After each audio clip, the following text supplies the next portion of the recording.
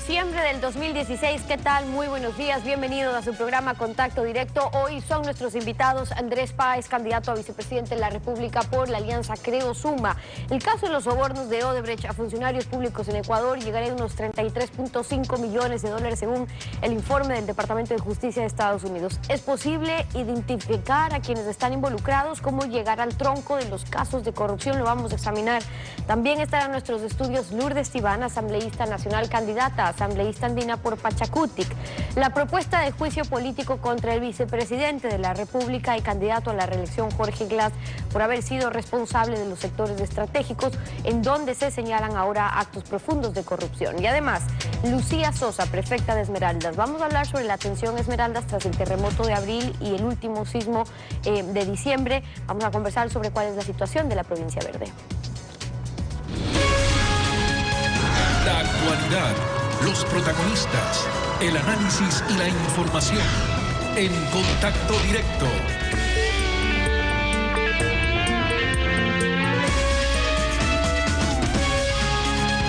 ¿Qué tal, Lenín? Buen día, ¿cómo te va? Muy bien, Estefe, amigos televidentes, un buen día para todos.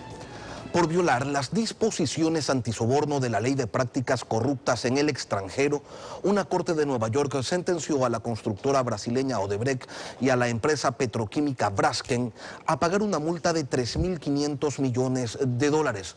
La justicia norteamericana ha saldado de esa manera lo que llaman el mayor caso de coimas del mundo. Un informe del Departamento de Justicia de Estados Unidos señala que en Ecuador se pagaron 33.5 millones de dólares en sobornos y que Odebrecht tuvo 116 millones en beneficios por ese pago. Andrés Páez, candidato a la vicepresidencia de la República por la alianza Creo Suma, nos acompaña este día. Buenos días, Andrés. Gracias, Lenín. Buenos días. La Fiscalía, a las pocas horas de que se conoció el informe, inició acciones de oficio, procedió con un allanamiento a las oficinas de Odebrecht en Guayaquil. No se conoce que hayan hecho lo propio en la capital de la República. Le pregunto, ¿se está haciendo lo debido? Lo que el gobierno debería hacer es simplemente acudir al Departamento de Justicia de los Estados Unidos y pedir que la lista se publique. Si es que hay un mínimo afán de transparencia, esa es la obligación del gobierno. Pero tal parece que Maduro ya le ordenó a Correa que en lugar de buscar esa lista y que se divulguen los nombres de quienes están involucrados en este escándalo, lo que le ha dicho es que mejor enjuicie a quienes le cuestionan por internet. Es decir, aquí lo que se busca es lanzar una cortina de humo en lugar de que se esclarezca el caso. Salen con unos supuestos allanamientos y unas cosas ahí que se han inventado, que bueno, si es que hay alguien que sea responsable, pues que pague por sus culpas, pero en todo caso que no nos pretendan distraernos del tema central. Aquí el caso Odebrecht significa el pago de 33,5 millones de dólares en apenas un tramo de 116 millones de contratos, pero resulta que esta empresa ha contratado por más de 2.000 millones, por lo tanto las coimas deben ser mucho más altas y lo que el país espera es que esa lista se divulgue y que se conozcan los nombres de los involucrados. Ahora, por parte del gobierno ha habido dos reacciones. La primera, esta que protagonizó el secretario jurídico de la presidencia, Alexis Mera, y que vamos a ver a continuación. El gobierno no va a sacar el cuerpo ni a hacer negaciones del tema porque no podemos descartar que haya habido pagos o actos de corrupción y estamos pidiendo en este momento, estoy enviando a la Fiscalía una solicitud de que se investigue y si se descubren personas involucradas en estos actos de corrupción, que se los detenga de inmediato. Nosotros no vamos a proteger a nadie. Esa, la primera reacción. La segunda, esta de acá que consta en un comunicado que fue emitido ayer por la Presidencia de la República. Este documento señala: no aceptaremos sin pruebas ni beneficio de inventario las versiones de los directivos de una empresa que se ha declarado culpable de actos de corrupción. ¿Con cuál reacción nos quedamos? ¿Con la primera que le pide al fiscal actuar o con la segunda que dice no reconocemos nada de lo que allá se ha dicho? Esto es una payasada. Pensar que los actos de corrupción se van a registrar documentos, recibos, comprobantes, facturas o escrituras, es una barbaridad. Esto lo que pretende es evadir la responsabilidad de altos funcionarios del gobierno que han sido señalados en esa declaración formulada por el principal de la empresa Odebrecht. Lo que el gobierno tiene que hacer es acudir a la Corte y decir, revelen la lista de los inculpados, como ya se lo ha hecho en Colombia, como lo ha hecho un diario importante en Lima, en República del Perú, el día de ayer. Y lo que el gobierno debe hacer es, si no va donde el juez, ir al Departamento de Justicia y decir, revelen los nombres porque nos interesa saber quiénes son los que se han favorecido de la corrupción. Y si no lo hacen, Lenin, yo lo voy a hacer.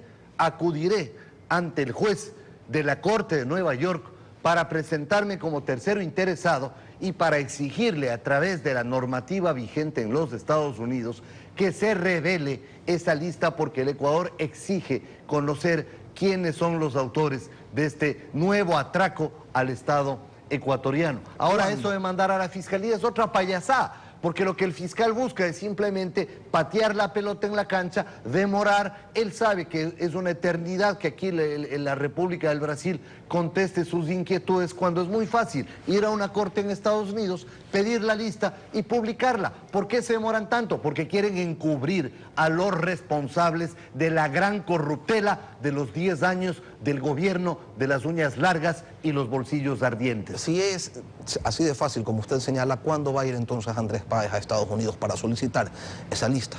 Bueno, yo voy a presentar un pedido de manera formal por los canales legales regulares para sustentar mi accionar, e inmediatamente me desplazaré a los Estados Unidos si es que es del caso y si es que es necesario hacerlo. Pero mientras tanto le exigimos al presidente de la República que se deje de amenazar a la gente que está en redes sociales, porque tendrá que encarcelar a casi 10 millones de ecuatorianos o ponerle barrotes al país entero. Lo que queremos, señor presidente, que diga, Rafael Poveda, su exministro de sectores estratégicos, y su primo Bayardo Poveda, ¿están todavía en el país? Conteste, señor presidente, ¿están todavía en el país ellos o ya escaparon? Porque al día siguiente del relajo de Carlos Pareja y Yanuseli, ellos presentaron la denuncia. Conteste, señor presidente, ¿por qué más bien no hace usted un esfuerzo y dice, a ver, que se revele la lista y que se sancione a los responsables? ¿O es que acaso los que están en esa lista le van a perjudicar electoralmente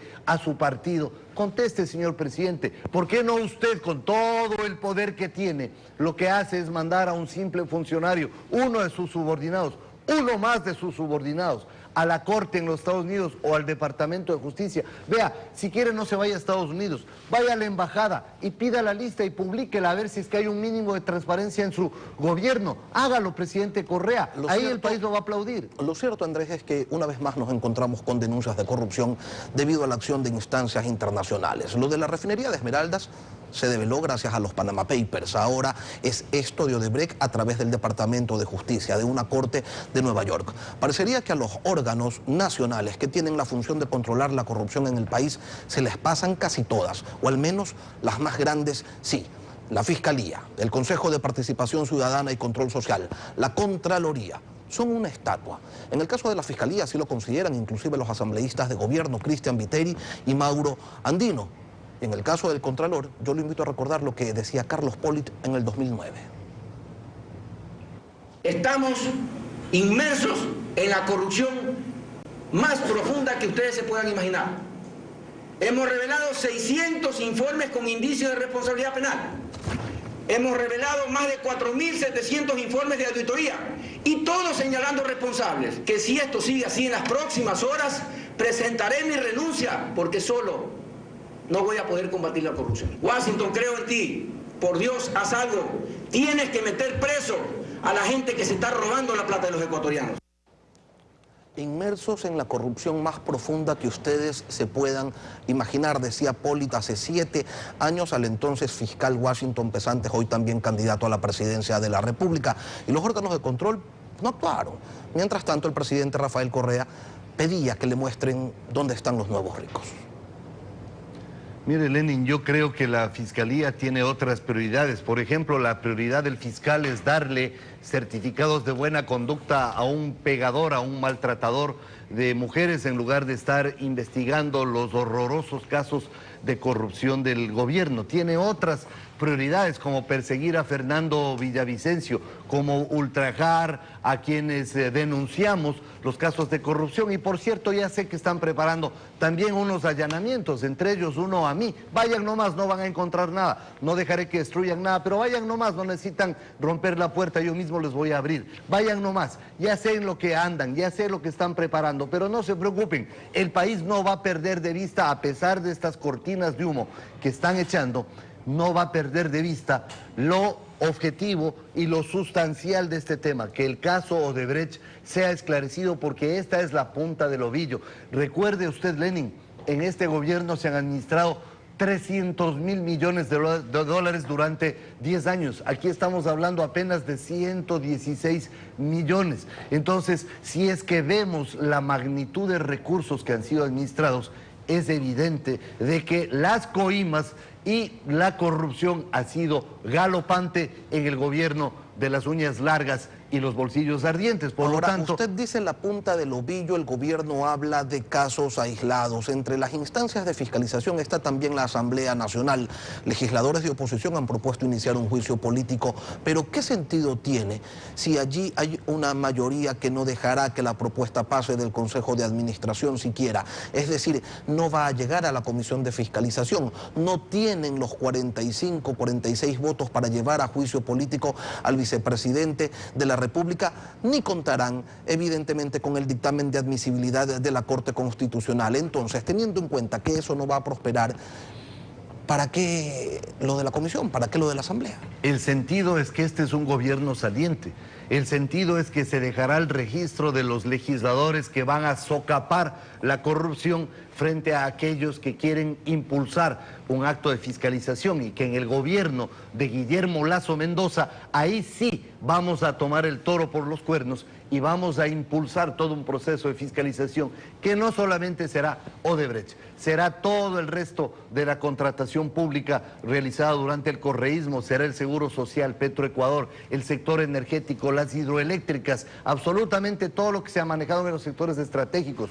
No perdamos de vista, Lenin, de que aquí la acusación se dirige específicamente a los sectores estratégicos, y por lo tanto el actual vicepresidente y candidato a reelegirse en ese cargo, Jorge Glass, también tendrá que responder por su eventual o potencial responsabilidad en este caso, y por eso yo me apresto el día de mañana a presentar una acción que tiene que ver específicamente con los sectores estratégicos, porque no puede ser que aquí, mientras nosotros estamos denunciando, mientras el Departamento de Justicia de los Estados Unidos, con todo fundamento, porque no son locos, pues, ellos no van a sacar una acusación así nomás, ellos están documentados y tienen todos los sustentos para hacer una acusación de esta naturaleza. Mientras ellos están presentando esto y mientras el gobierno trata de socapar la corrupción, mientras amenazan a la gente que está en redes sociales con enjuiciarla y castigarla, ha dicho Correa, castigarla. Mientras hacen eso, nosotros de todas maneras vamos a seguir bregando en contra de este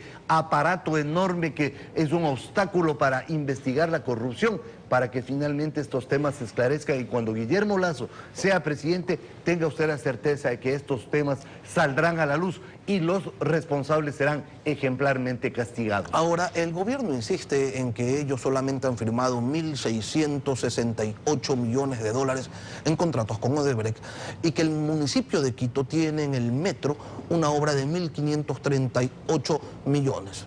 Lo sueltan así como, le pregunto, tratando de desviar la atención hacia otro lado. Pero claro, porque no interesan las cuantías de los contratos, lo que interesa es el acto de corrupción en sí mismo, y que Correa desestime y diga: nosotros no vamos a tomar en cuenta lo que digan los directivos de Odebrecht en ese caso. Lo que está diciendo, en otras palabras, es que mientras no haya pruebas de la corrupción, es decir, escrituras, comprobantes, recibos, facturas, entonces no le van a prestar atención. Esas son las instrucciones de Maduro. Me parece que es un desatino, por decirlo menos, y un despropósito del presidente de la la República, cuando él lo que debe hacer, ecuatorianos, lo que debe hacer Correa es, a ver, pues ¿dónde está la lista? Publiquen la lista, y si es que hay alguien responsable, sancionen. Pero no, durante 10 años se han pasado tapando la corrupción, provocando la impunidad en este país, y de eso es de lo que el Ecuador está cansado también, porque ahora ha llegado el momento de desenmascarar a los corruptos y ponerlos de cuerpo entero ante el país para que los conozca, para que conozca al gobierno de la corrupción, al gobierno de la impunidad, al gobierno de las uñas largas y los bolsillos ardientes. Eso es lo que el Ecuador reclama, y con angustia, porque evidentemente ve que su dinero se escapa por los bolsillos de esta gente y además se esconde en los techos de los altos dirigentes de Alianza País y altos funcionarios del gobierno de Correa. Andrés Páez, candidato a la vicepresidencia de la República por la Alianza Creo Suma, gracias por acompañarnos. Muchas gracias, buenos días. 7:16, una pausa, y al regresar estará Lourdes Tibán, asambleísta nacional por Pachacutic. Las propuestas de juicio político contra el vicepresidente de la República, Jorge Glass, y la propuesta de reforma a la Ley Orgánica de Servicio Público para incluir la prohibición para funcionarios públicos sobre paraísos fiscales. Regresamos con el análisis que desee usted en nuestra sintonía. Los impuestos no solamente nos empobrecen, quitándonos una parte sustancial del producto de nuestro esfuerzo, también nos hacen menos libres, ya que son el mecanismo que el Estado emplea para hacernos consumir esto y no aquello, o comportarnos económicamente de una u otra manera. Lo dijo William Taylor, filósofo británico.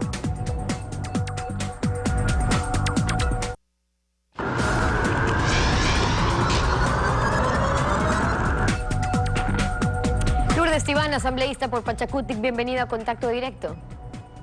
Buenos días, muchísimas gracias por la invitación. Buenos días. En la Asamblea, el legislador Diego Salgado de Creo impulsa un juicio político en contra del vicepresidente Glass como responsable del manejo de las áreas estratégicas del país.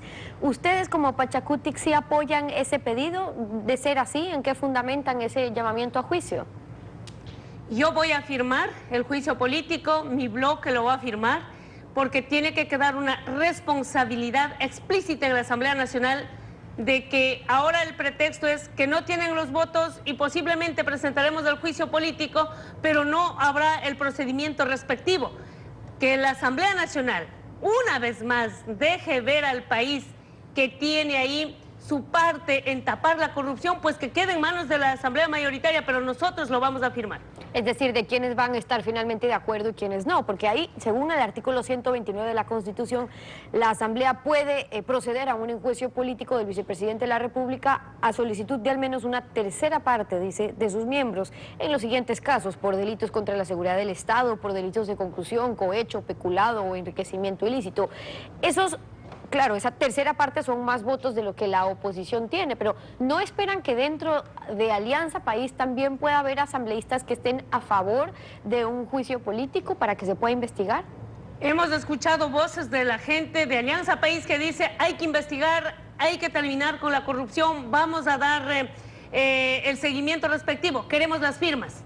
Les retamos a los 100 asambleístas de Alianza País a que en esta vez no sean cómplices de la corrupción, por lo tanto, vengan, firmen, soliciten la presencia del vicepresidente de la República. Todos sabemos que el señor Glass está inmiscuido en todos los contratos que tienen que ver con la matriz productiva. El que debe someterse, es más, sin pedido de la oposición, debería Jorge Glass ir a la Asamblea y decir: señores, aquí estoy, llámenme al Pleno, voy a venir a justificar. Ahí queremos ver si verdaderamente ellos son lo que han dicho. La gente de manos limpias, hoy eso de manos limpias quedó en el olvido. La Asamblea Nacional tiene grandes deudas y hoy es la oportunidad de saldar esa deuda de una década completa. Por ejemplo, cuando llegó a la Asamblea Nacional el tema helicópteros, narcovalijas, el tema Petroecuador, que es el último que llegó con Carlos Pareja. Carlos Pareja estaba sentado en las narices de la mayoría del gobierno y se fue riendo diciendo: me suena lo de Capaya, pero no tengo nada que ver.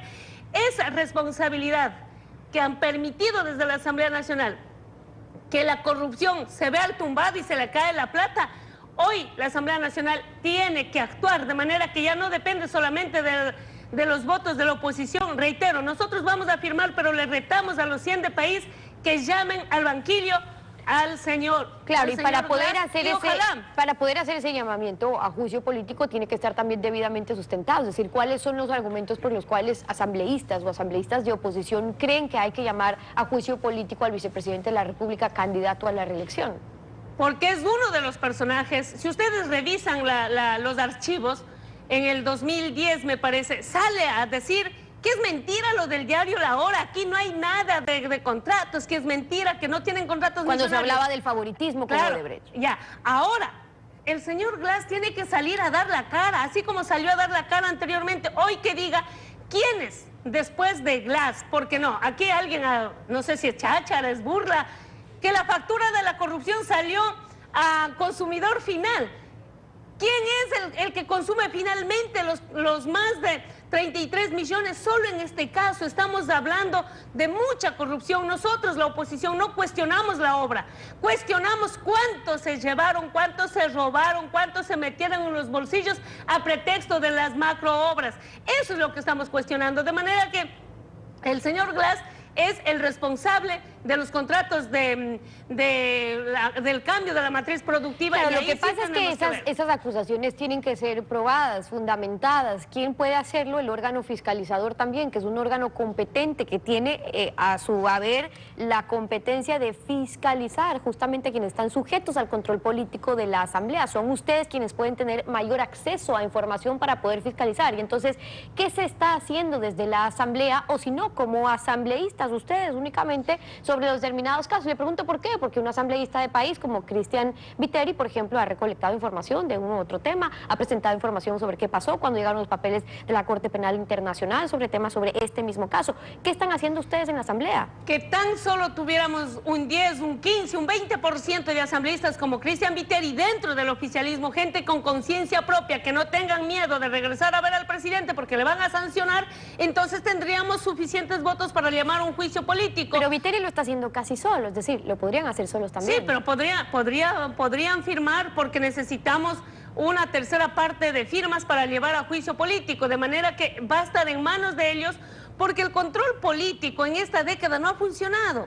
La Fiscalía es otro alcahuete, la Fiscalía no ha dejado de tapar caso por caso. Ahora, en vez de perseguir a la corrupción, salir, ya debía viajar a Estados Unidos, de justicia a justicia le van a colaborar y van a decir, estos son los que recibieron la plata. No, está encargado de meter juicio a los dirigentes indígenas, a los shuaras. Mi solidaridad con el pueblo shuar, pero ahí está el fiscal, a gente que no tiene nada que ver, mandándole a la cárcel de la Tacunga a nuestros líderes amazónicos. Pero ¿cuándo van a venir? Mire, $50,000 por la cabeza de un líder indígena shuar. ¿Cuántos millones le pone el gobierno para que traigan de las orejas y vuelvan al Ecuador Carlos Pareja, Pedro Delgado, la gente que ha cogido todas las coimas en las obras, que le pongan la cárcel? Y si vienen a la Tacunga, bienvenidos a esa cárcel que nosotros nunca lo quisimos. Y a propósito de los temas que están definiendo también en la Asamblea, ustedes como Pachacutic plantean un proyecto de ley de reforma a la ley de servicio público para incluir ahí que un funcionario público no puede poseer bienes o capitales en paraísos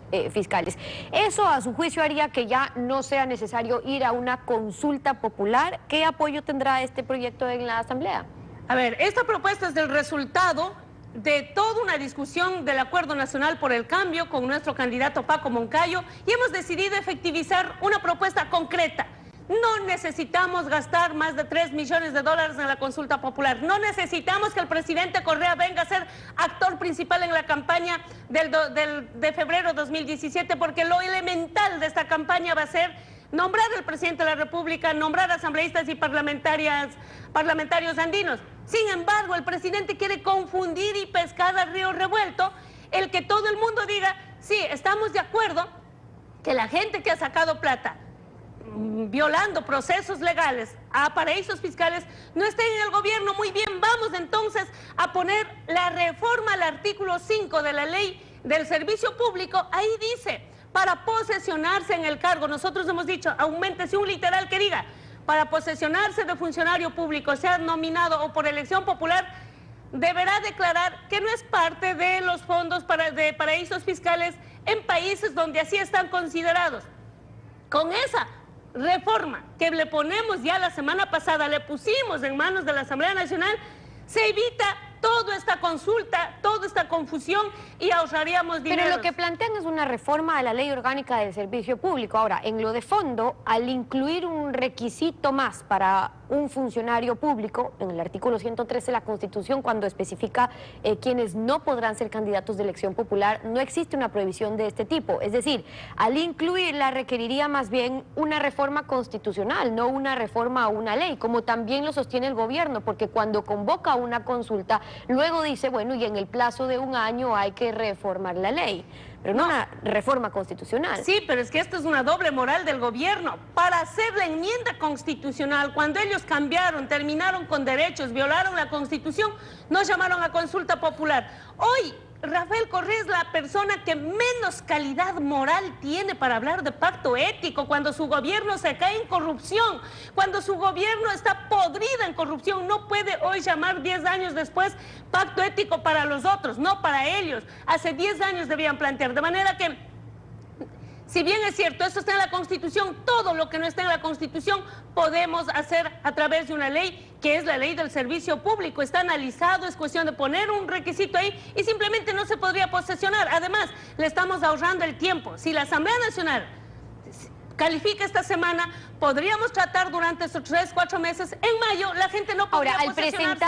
Al presentar un proyecto de ley para prohibir que funcionarios públicos tengan bienes capitales en paraísos fiscales, es que también están de acuerdo ustedes con el argumento, me refiero al argumento del gobierno de que es necesaria esa prohibición. Y yo le pregunto porque lo que se ha evidenciado también en los últimos días, incluso con esta gran red de corrupción que ha funcionado en Petroecuador, es que el dinero pasaba por Andorra, Suiza, por Estados Unidos. El problema no sería dónde están guardando la plata, sino cómo es que se la están sacando, cómo le están robando al país, y por eso es importante ver qué están haciendo desde la oposición, desde la Asamblea, sobre esos casos, o si están de acuerdo con el planteamiento del gobierno en esos fundamentos sobre la prohibición a paraísos fiscales. Ningún ecuatoriano debe ver la corrupción como algo normal, ninguno. El problema es que en este gobierno se ha dicho que se roben todo, cuando la corrupción debe ser un elemento fundamental de campaña de toda propuesta.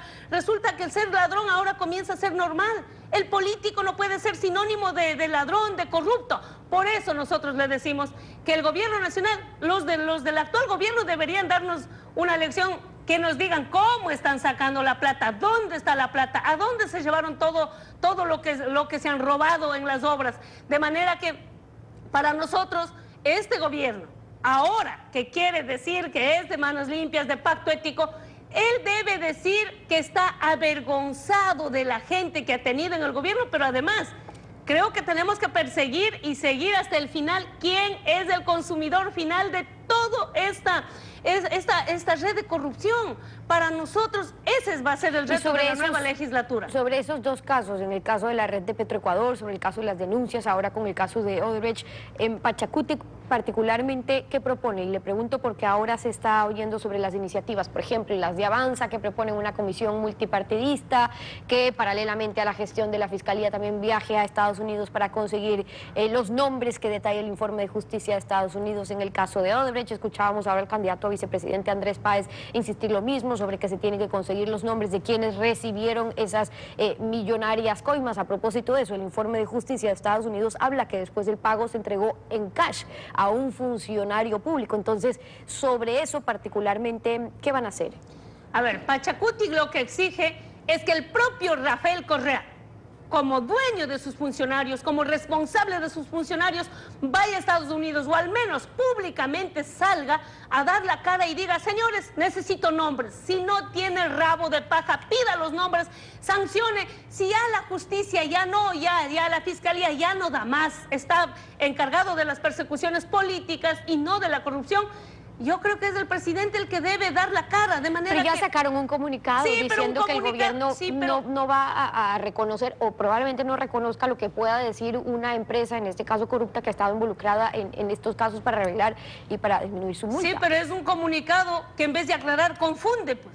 Ellos lo que están es medio aceptando la corrupción, pero al final lo que dice es que va a ser prácticamente imposible determinar quién cogió la plata. No, aquí el gobierno es el responsable. Rafael Correa es el responsable de sus funcionarios, por lo tanto, él tiene que dar la cara. Y ojalá en esta red de corrupción se diga al país qué gente está compitiendo para llegar a ser presidente y vicepresidente por Alianza País, que es el señor Glass y el señor Moreno, que digan qué participación tuvieron ellos en esos contratos, porque hoy, en momentos de campaña, porque la Asamblea Nacional es contraria al pueblo ecuatoriano, porque están defendiendo al gobierno corrupto, no se podrá saber, pero meses después, cuando la Asamblea Nacional tenga una nueva composición legislativa, se tiene que investigar, y ojalá ahí no sea demasiado tarde para los ecuatorianos el haber tenido este tipo de candidatos compitiendo en un proceso electoral que, como digo, tiene que estar blindado de valores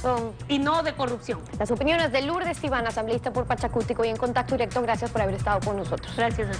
7:33, una pausa y al regresar estará Lucía Sosa, la prefecta de Esmeraldas, para hablar sobre la atención a Esmeraldas tras el terremoto de abril, qué ayuda ha llegado, qué falta por hacer y los últimos sismos registrados. Quédese usted en nuestra sintonía.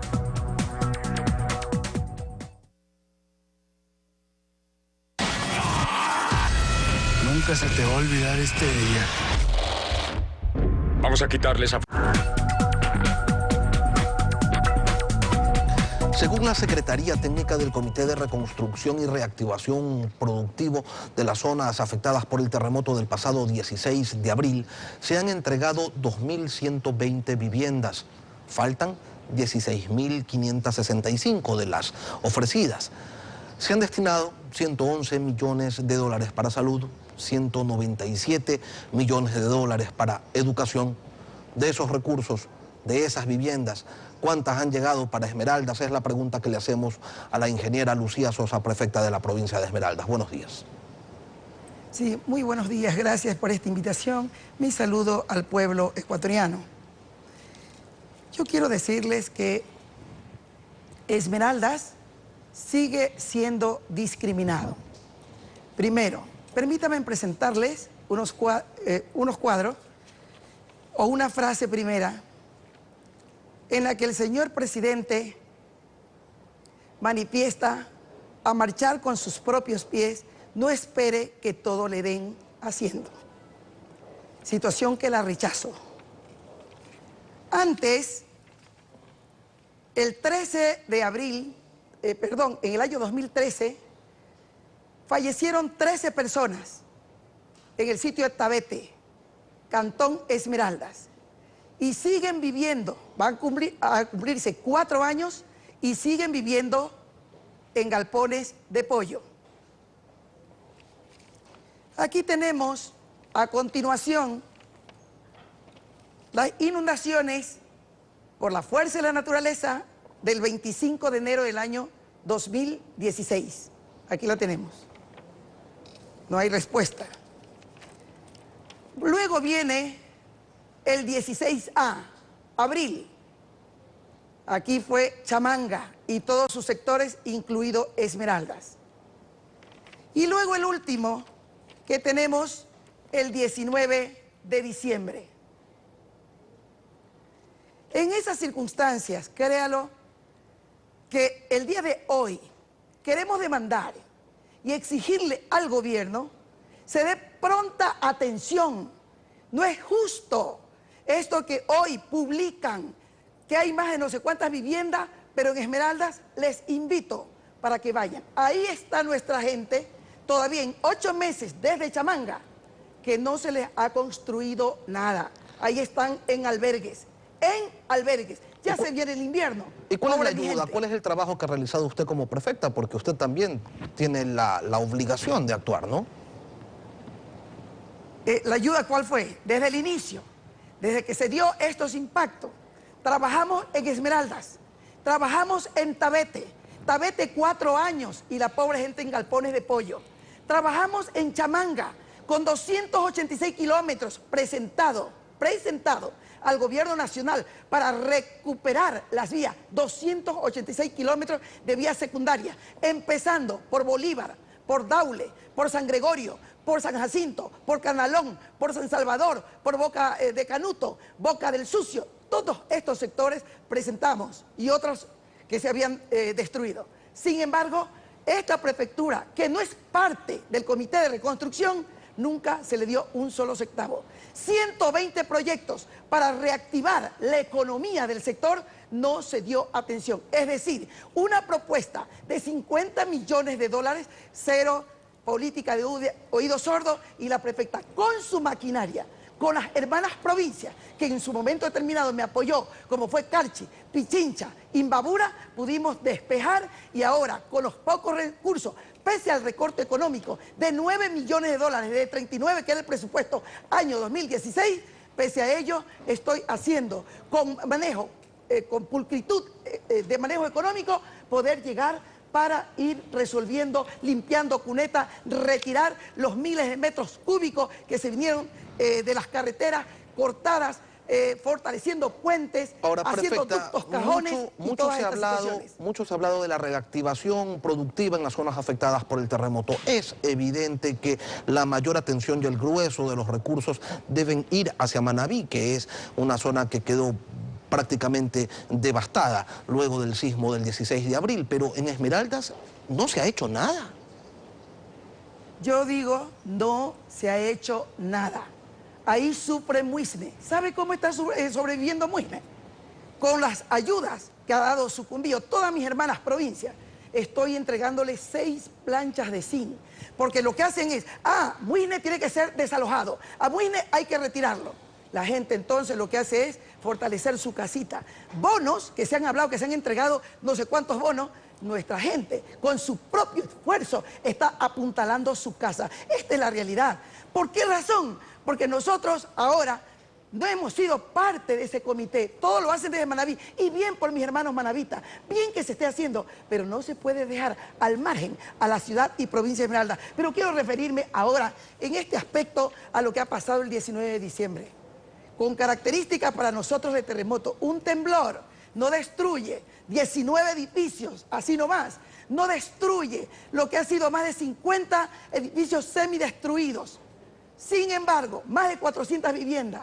Estamos totalmente, que si no llega el turismo, ¿cómo trabaja mi gente?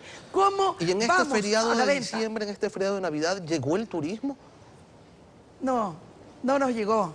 Por eso quiero hacer un llamado especial a mis hermanos. Hay sitios, en Atacames tenemos la hotelería parada.